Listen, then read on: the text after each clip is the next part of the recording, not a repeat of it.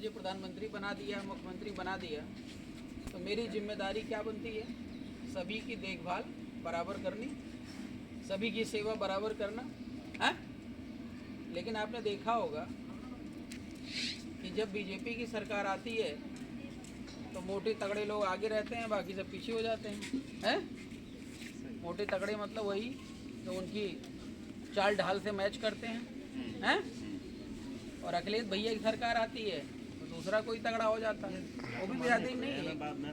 एक गरीब यादव को देखो, वो तगड़ा नहीं होगा, लेकिन जो चमचागिरी करता है, चमचागिरी भाई, अब जैसे मैं गांव में घूम रहा हूँ तो हमारे आगे पीछे 10 लोग तो चाहिए ही चाहिए। अब चाहे ये भाई लोग हैं, ये मिशन से प्रभावित हैं कि चमचागिरी कर रहे हैं, ये इनके ऊपर निर्भर करता है। तो 10 लोग तो हमें चाहिए हैं। वैसे जब कोई पार्टी चलती है तो 1000, 2000, 4000 लोगों का फ़ायदा कोई बड़ी बात नहीं। लेकिन असली पार्टी ये होती है कि जो एक नियम कानून सिद्धांत के आधार पर चले और वो सभी की देखभाल समान रूप से करे। ठीक है ना?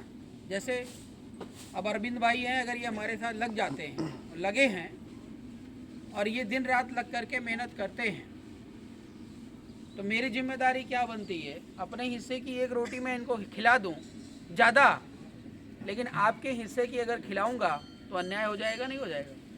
हैं? होगा नहीं होगा? लेकिन एक बात और समझिएगा कि जो नेता बनता है वो समाज से बनता है। समाज जो है वो नेता बनाने का प्रोडक्ट है, लेकिन वही समाज जिसको नेता बनाना चाहिए वो नेता से चलने का काम करता है। जैसे बना बनाया प्रोडक्ट आपको खरीदना, अगर आपको मैगी खानी है तो आप मैगी कैसे बनती है, क्या क्या काम होता है, इस पर विचार नहीं करेंगे। जा बेटा 2 रुपए की ले आ, 10 रुपए की ले आ, और फटाफट लाए, फ्राई की और खा लिए। पेट तो थोड़ी देर के लिए भर गया, लेकिन आपको ये भी पता है मैगी नुकसान भी करती है, करती नहीं करती है? तो जो बना बनाया माल होता है उसके बारे में आपको पता नहीं होता है, लेकिन जब आप बनाते हो तो सब पता हो जाता है कि इसमें मटेरियल क्या पड़ा है। पड़ा है ना? तो खाने लायक है या नहीं खाने लायक है, इसका ज्ञान आपको बखूबी हो जाता है। तो मैं सबसे पहले मौर्य समाज की बात कर लूँ थोड़ी देर के लिए। हमारे मौर्य समाज की काबिलियत अभी तक इतनी रही है कि जब कोई भाई बहुत चिंतित दिखता है तो यही मेरे को बोलता है कि भैया बहुत पार्टी हो गई है, क्या करें, किस किस को जिताएं। ये बात बोलते हैं लोग, पूछते हैं और कहते हैं कि भाई एक क्यों नहीं हो जाते, एक क्यों नहीं हो जाते। तो थोड़ा इधर खड़े हो, एक क्यों नहीं हो जाते हो, ये बताओ। मैं आपसे ही पूछना चाहता हूँ, मौर्य समाज से ही अगर भगवान बुद्ध मौर्य बिरादरी से थे, भाई जन्मोगे तो कोई ना कोई बिरादरी तो होगी। अब आप बिरादरी से आगे बढ़कर काम करो, सम्राट अशोक बन जाओ तो आपकी महानता है। लेकिन भगवान बुद्ध शाक्य वंश के थे और उसी शाक्य वंश में उन्हीं का भाई देवदत्त भी पैदा हो गया था। हैं? तो क्या भगवान बुद्ध और देवदत्त एक हो गए थे? एक हो गए थे? बुद्ध का मार्ग अलग था, देवदत्त का मार्ग अलग था। बुद्ध का मार्ग था जीवन को बचाना, उनकी रक्षा करना, और देवदत्त का जो काम था वो जीवों को प्रताड़ित कर मजा लेना था।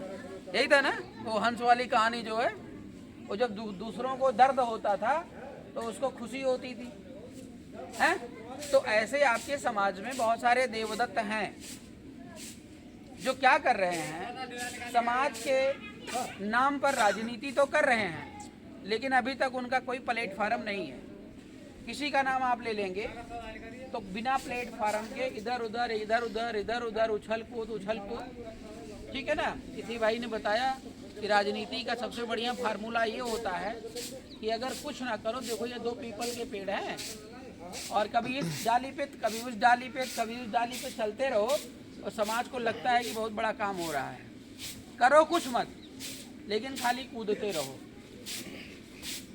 समझ रहे हैं ना?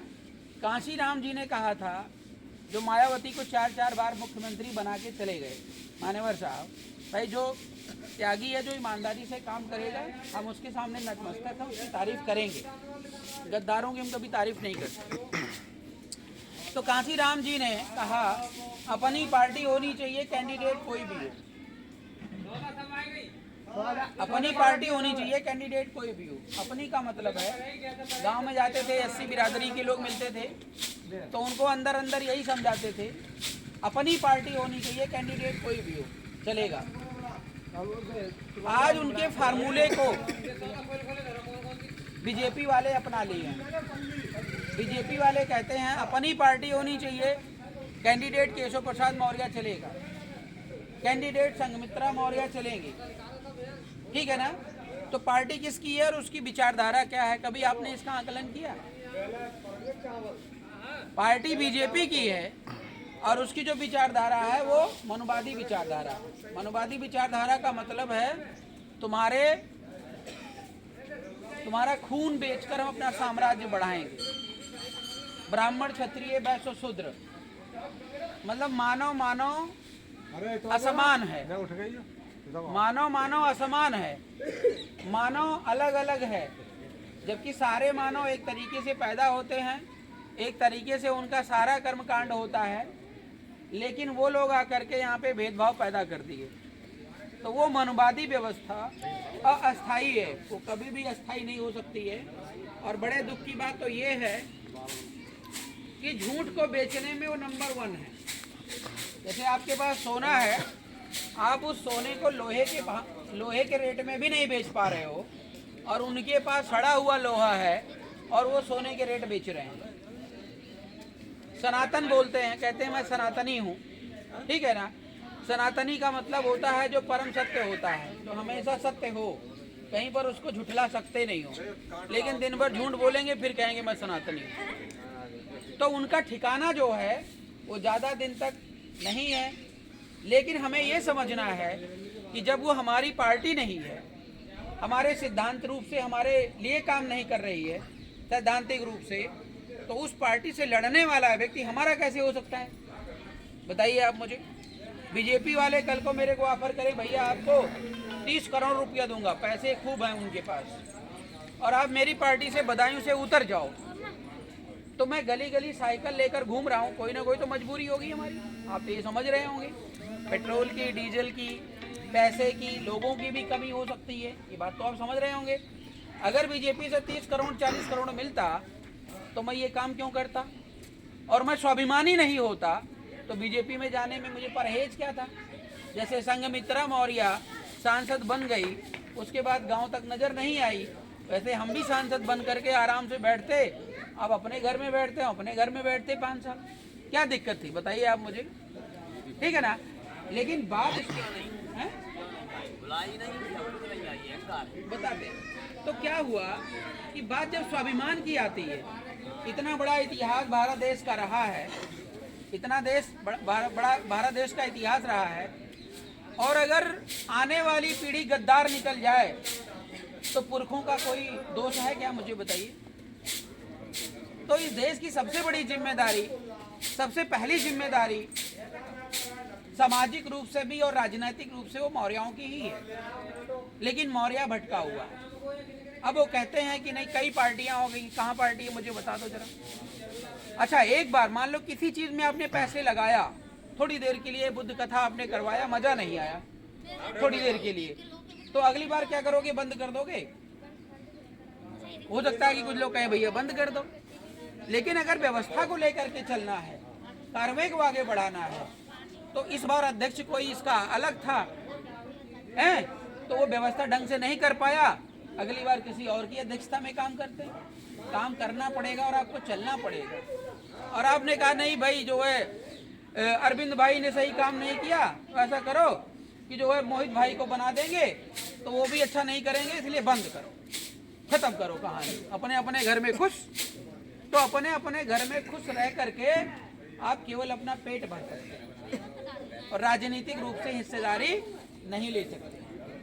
अब किसी भी नेता की बात करोगे, कई लोग आए होंगे आपसे पैसे भी लेकर के गए होंगे, भटक भी गए होंगे, तो मैं उनका नाम लेकर के बोलूँ वो ज़्यादा अच्छा नहीं लगता है, क्योंकि अपना मुंह भी गंदा होता, चार लोग कहते किसी के बारे में बोल भी रहे हैं।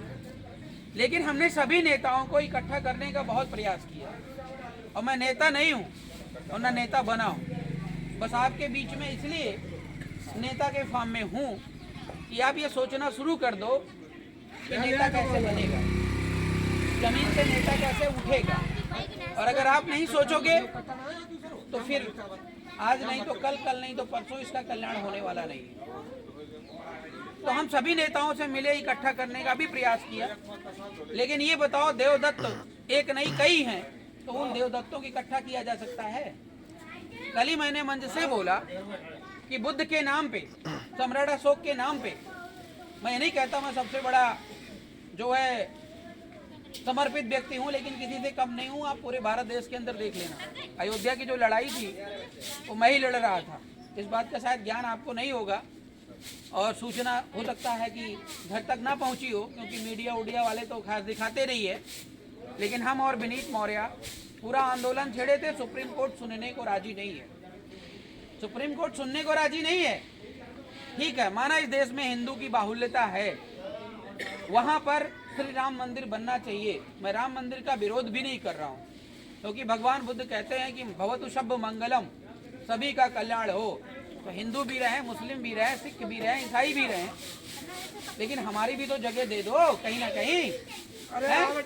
अयोध्या में 1 एकड़ जमीन मुसलमानों को मिल गई, अयोध्या में राम के नाम पे इतनी जगह मिल गई, लेकिन जिसकी विरासत, जिसकी धरोहर थी, उसको कुछ नहीं मिला। इसका कारण क्या है? इसका कारण बुद्ध की गलती नहीं है, इसका कारण है हमारी आपकी नपुंसकता। आप अन्यथा मत लीजिएगा। जब हम लोग एक दिशा में, एक डायरेक्शन में एक साथ नहीं खड़े होंगे तो कोई भी मिशन आपका खड़ा नहीं हो सकता। समझ रहे हैं ना? जब सुप्रीम कोर्ट मेरी बात को नहीं सुना तो बताओ हमारे पास रास्ता क्या था? हम तो पार्टी बनाने वाले नहीं थे, नेताओं को इकट्ठा करने का प्रयास किया। नेता कोई सुनना नहीं चाहता है, जो नेता सुनना चाहता होगा जिस दिन, उस दिन मेरे को डायरेक्ट फोन लगा देना, मेरा नंबर भैया के पास है। आप जो कहोगे हम करने के लिए तैयार हैं, लेकिन एक बार हमारी भी तो सुनो, है? एक बार हमारी भी तो सुनो। मैं बता दूं, हमारे समाज के लोगों ने, मैं तो अभी आया हूं, आज तक एक भी स्वाभिमानी नेता नहीं पैदा कर पाया। बताओ, स्वामी प्रसाद में कोई स्वाभिमान है? नहीं है। केशव प्रसाद में कोई स्वाभिमान है? नहीं है। हैं? केशव देव मौर्य जी हैं, उनमें कोई स्वाभिमान है? कभी कांग्रेस को जिताते हैं तो कभी सपा को जिताते हैं, स्वाभिमान सब खत्म है। लेकिन आरपी मौर्य जो आज कहता वही कल कहेगा, वही परसों भी कहेगा, वही मरते दम तक कहेगा। बस हमको किसी की जरूरत नहीं है, बड़े आदमी की बिल्कुल जरूरत नहीं है। हमें आपके 10 रुपए पर विश्वास है, और हम गरीब हैं, गरीब के घर में रहते हैं, गरीब के घर में खाते हैं, गरीब के तौर तरीके से चलते हैं। और बदायूं में आने का मेरा मुख्य उद्देश्य ये था कि बदायूं को बहुत ज़रूरत है हमारी, और मुझे पूरा विश्वास ये है कि बदायूं वालों को मेरी बात भी बहुत जल्दी समझ आएगी और मैं समझा पाऊंगा। क्यों? क्योंकि देखो, हमारे पास संसाधन नहीं है, हमारे पास संसाधन नहीं है। जैसे आपके पास क्या है कि बैल नहीं है, ट्रैक्टर नहीं है, या बीज उतना बढ़िया नहीं है, तो प्रयास ये करोगे कि अपना बीज जो भी है वहाँ पर डालूं कि जल्दी उसमें बढ़िया पौधा उग जाए, फली आ जाए। मतलब उसके पास यहाँ घूर बोलते, क्या बोलते, जहाँ गोबर ओबर रहता है, क्या बोलते हैं, तो उसके पास लगा दें तो खाद डालने की जरूरत नहीं पड़ेगी। तो बदायूं की जो जमीन है वो एकदम उपजाऊ है राजनीतिक रूप से, तो समाज पूरा समझता है। खाली बस बीज डालने की जरूरत है और सही दिशा में चलने की जरूरत है, रिजल्ट आपका पूरा का पूरा पॉजिटिव आएगा। समझ रहे हैं ना? तो हम ये देख रहे हैं कि आज तक हमारा मौर्य समाज एक भी सांसद विधायक नहीं बना पाया, एक भी नहीं बना पाया है। स्वाभिमानी जो अपने बल पे खड़ा हो, समाज के बल पे खड़ा हो, बीजेपी कांग्रेस के बल पे न जाने कितने लोग खड़े हैं, वो बात अलग, वो तुम्हारे हैं भी नहीं, वो देवदत्त की कैटेगरी में आए, वोट लिए चले गए और उनकी वाली कर रहे हैं। तो हम चाहते हैं कि इस बार एक ऐसा सांसद आप बनाइए कि जो आपकी आवाज़ है वो दिल्ली तक पहुंचाए, और एक बार आपने जिता दिया, तब आप देखिएगा कि वास्तव में बुद्ध का, सम्राट अशोक का वास्तव में काम क्या होता है। 10 से 15 साल से मैं तपस्या कर रहा हूँ, केवल सीख रहा हूँ राजनीति में चल क्या, और रुका नहीं हूँ, हर क्षण में लगा रहता हूँ। अब इस मोमेंट पर आया। पिछली बार बिल्फी का चुनाव लड़ा, बीजेपी वालों ने पकड़ के 14 दिन जेल में रखा। हाँ, मेरी बातें बड़ी कड़वी लगती हैं, तो मैं आपके सामने प्यार से बोल रहा हूँ। विरोधी सामने आ जाए 2 मिनट नहीं टिकते, समझ रहे हैं ना। अभी भाई साहब इंटरव्यू लेने लगे, कहें क्या पूछूं, हाँ देगवा, कहें क्या पूछूं सर बता दीजिए, पहले से लिख दीजिए। तो सोचो कोई ऐसे मतलब होगा टाइम पास नहीं था। तो हमने कहा भैया जो तुम्हारे मन में आए पूछ लो, तुम स्वतंत्र हो यार। फिर उसके बाद उनके पास क्वेश्चन ही नहीं था, 2-4 क्वेश्चन पूछे फिर खत्म हो गए। खैर, तो मतलब ज्ञान में, ठीक है ना, काम करने की शैली में किसी प्रकार की कोई कमी नहीं है। बस एक ही कमी है कि आप मुझे समझ जाओ, बस आप मुझे समझ जाओ। और मेरा इंटरेस्ट ये है कि मैं आपसे 10 रुपए ज्यादा उम्मीद नहीं करूंगा। क्यों नहीं करूंगा, इसकी भी गलती है, मतलब इसका भी एक फंडा है। कुछ लोगों ने हमें पैसे दिए, कुछ लोगों ने पैसे हमें दिए, जैसे किसी ने 1 लाख रुपए भेज दिया हमारे अकाउंट में, भैया बहुत बढ़िया काम कर रहे हो। तो 1 लाख रुपए जब वो भेज देते हैं तो हमें गुलाम समझते हैं अपना। वो कह देंगे आरपी मौर्य 1 लाख रुपए भेज दिए हैं, तो आरपी मौर्य के ऊपर हमने एहसान कर दिया है। बात समझ रहे हैं ना। और जब उन्होंने हमारे ऊपर एहसान कर दिया तो हमारी विचारधारा नहीं चलती है, हमारा काम नहीं चलता है। वो सामने बैठ जाएंगे तो वो जो बोलेंगे, वो बोलने की पूरी स्वतंत्रता उन्हें देनी पड़ेगी, पैसे में हम बिक जाते हैं, समझ रहे हैं ना। और हमारा काम ये है कि अगर मैं अरविंद जी से 10 रुपए लेकर के, आपसे 10 रुपए लेकर के पार्टी चलाऊंगा, तो भाई मैं प्रयास तो पूरा करूंगा। लेकिन बाई चांस चलते चलते मेरा कुछ हो जाए, एक्सीडेंट हो जाए, या मैं किसी वजह से नहीं कर पाऊं, 1% मान लो कि मैं जिंदा ही ना रहूं, तो अरविंद जी को ये नहीं लगेगा कि मेरा 10 रुपए जो है वो पानी में चला गया। कोई बात नहीं भाई, 10 रुपए की तो बात थी, भाई नहीं रहा तो इससे बड़ी क्या बात। तो मैं ये कहता हूं अपना घर परिवार बखूबी देखिए, बखूबी देखिए। लेकिन जो 10 रुपए, दिन में कितने रुपए की दादा आप लोग बीड़ी सिगरेट पी लेते हैं? बीड़ी तो पीते होंगे, कम से कम 50 रुपए का जेब खर्च तो होता ही है। हमारा फंडा खाली 1 रुपए का है भाई, 1 रुपए दो, पार्टी में जुड़ो। और काम की रही बात, मेरा नंबर रखो, कभी कोई, ये सब देखो यहाँ पे, ये भाई कहाँ पे हो गया, ये खाली आए घूमने के लिए, मैंने किसी को बाहर से नहीं बुलाया है, जबकि ऑल ओवर इंडिया हमारी टीमें काम कर रही है। हमने किस सब ये बताएं कि लोग हैं। अभी इनसे पूछोगे तो ये खुद बताएंगे कि ये क्या समझते हैं बीआरपी के बारे में, क्यों जुड़े हैं। और जो गांव जुड़ा वो पूरा का पूरा गांव जुड़ा। 24 घंटा हम सेवा में समर्पित रहते हैं। तो जब हम जिम्मेदारी उठा रहे हैं, तो अन्य बिरादरी के लोगों की बात मैं करूं तो सम्राट अशोक का वंशज होने के नाते, इस देश का संचालक होने के नाते सबकी जिम्मेदारी मेरी है। तो आज देश के अंदर अखिलेश यादव ले लो, परिवारवाद, बहू बेटी चाचा भतीजा चल रहा है। हमारे बेटा बेटी कब बनेंगे नेता, बताओ मुझे। आप मेरी जगह अपने बेटे को खड़ा कर लो, अभी दर्द मेरा समझ जाओगे, दर्द मेरा समझ जाओगे। ये जो बुद्ध कथा है ना, बुद्ध कथा में मैं चाहता हूँ 50-50 हजार रुपए जब जाऊं तो दे दूं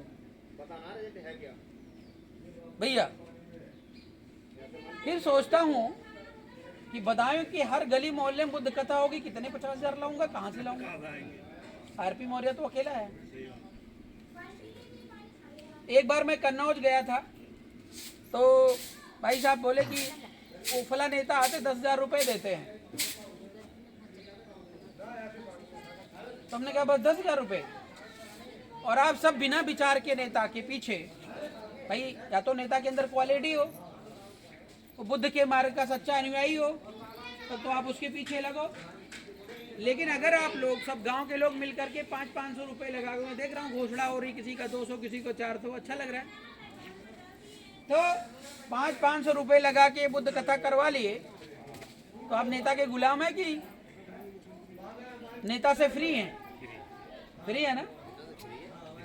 अच्छा, अब मैं आपको 20,000 रुपये दे देता और मैं आता, अभी आपकी बोलती बंद हो जाती।